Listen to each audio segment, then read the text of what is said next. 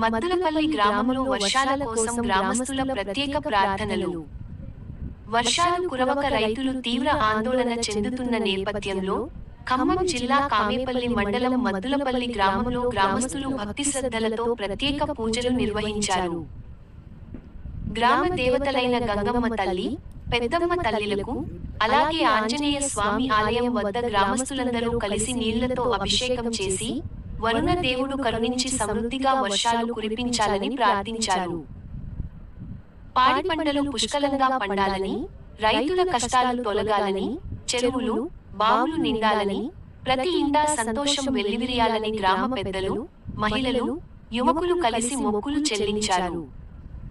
తెలుగు గ్రామీణ సంస్కృతిలో వర్షాల కోసం గ్రామ దేవతలను ప్రార్థించడం ఒక చిరకాల సంప్రదాయం.